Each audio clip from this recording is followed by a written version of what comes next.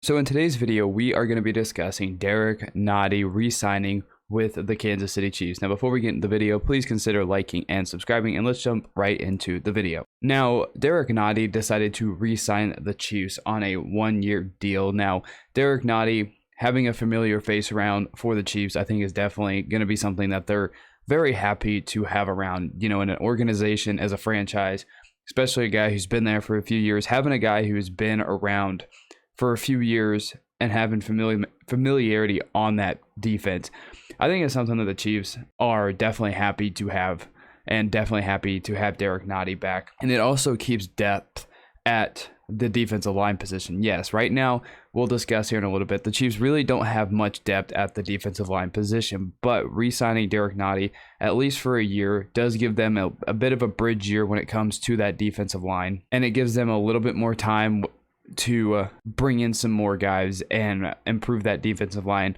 long term, because obviously right now with the structure of the defensive line, it is not a long-term defensive line, is not going to be successful in the long term. But if you look at Derrick Nnadi, last year he had a career high in sacks with 3. He had 2 tackles for losses. And again, it's going to be nice to have familiarity on that defensive line. But the Chiefs still desperately need help at the defensive line positions. Their current defensive line setup, as we're speaking right now, is Frank Clark, Chris Jones, Derrick Nnadi, Mike Dana, Tershawn Wharton, and Kalen Saunders. That is not going to cut it. There was the defensive line that we had last year minus Melvin Ingram. Now, if the Chiefs can get Melvin Ingram back, that would be really, really sweet. But this defensive line, the way it's structured right now, it's really not going to be anything too spectacular.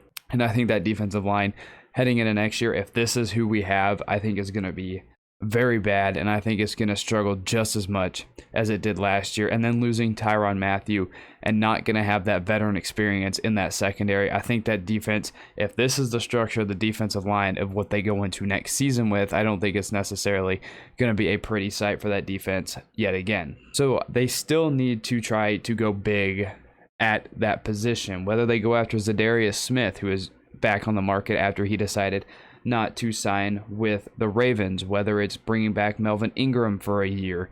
I think, bringing him back for a year could at least bring veteran experience. And as much as this defensive line struggles, having that many guys that could rotate on the defensive line might help. It'll help keep guys healthy. It'll help keep guys fresh. So maybe it'll be a little bit more productive than they were last year, because the Chiefs were 28th in sacks last year, and they only had 31. The Chiefs could not generate pressure on the quarterback whatsoever. Chris Jones was about the only one that was really productive on that entire defensive line, so it obviously needs a lot of help. But this also leads to a lot of other questions that may be asked. What did the Chiefs do with their first round pick? Well, obviously signing Juju completely eliminates them from needing to draft a wide receiver in the first round. There could have been an argument that the Chiefs might go after a wide receiver in the first round had they not landed a big free agent. But now that they got that, there's absolutely no reason to go for a wide receiver in the first round, which really leaves only 2 areas that the Chiefs really need to draft in the first round, and that's corner and that's defensive line. Now, for me personally, I don't think they need to go in the first round at cornerback, and I don't think really many teams would ever go at cornerback in the first round, because you look at the Chiefs, they let Charvarius Ward walk. They'll find somebody, they'll develop him, and at the same time, they don't want to pay big dollars for anybody. So the Chiefs, they value cornerbacks, but it's probably the least valued position on that entire team, and the way that Brett Veach likes to structure a team. So going after a corner in the first round, I don't think is necessarily a way for the Chiefs to go,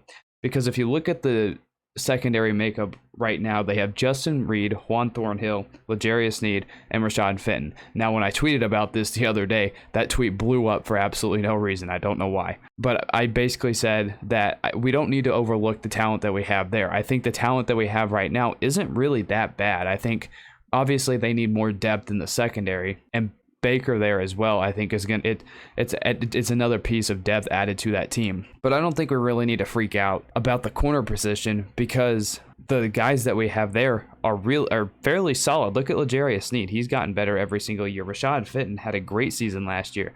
Juan Thornhill, yeah, he got injured. His production's kind of fallen off. He doesn't look the same.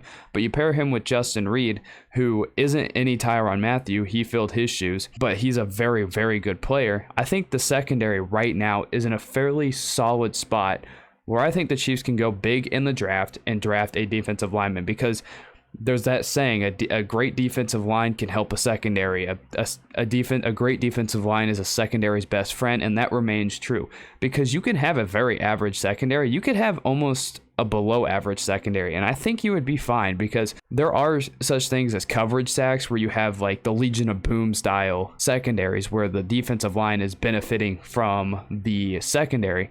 The Chiefs offense has no reason to even try to attempt to set up that way. They need to go out all out on defensive line, and it'll help that entire defense, because you already have Nick Bolton, Willie Gay, and the linebackers. They're fantastic. You have a secondary who I believe the talent that they have on there right now is fairly good, and nothing that the Chiefs really need to worry about, in my opinion. Yes, they obviously need to still draft wide receivers, corners, probably safety depth, because I don't want Daniel Sorensen back. So I think they still need to go big at those positions, but I think if we're talking strictly the first round, defensive line is definitely the place that the Chiefs need to go and try to improve, because again, the talent that the Chiefs have in the secondary right now, you give them a very good defensive line, a defensive line that can get pressure, a defensive line that's causing stress to the quarterback, it'll be just fine when it comes to them playing coverage. Because you remember last year, you had Tyrann Mathieu throwing his hands up in the air all the time because, Daniel Sorensen was blowing coverage. People are blowing coverage all the time. Well, that was because you were asking somebody like Daniel Sorensen, who's not good in coverage to begin with, but then you were asking him to stay in coverage for 8 to 10 seconds, which is just an impossible task to ask anybody. I don't care if you're asking Richard Sherman in his prime, Deion Sanders in his prime. You're asking literally the best secondary player in the world in their prime to cover somebody for 10 seconds. It is never going to work. So the Chiefs, I think at this point, the way that they've gone so far in free agency, I think right now the Chiefs need to go after a defensive lineman with their first round pick.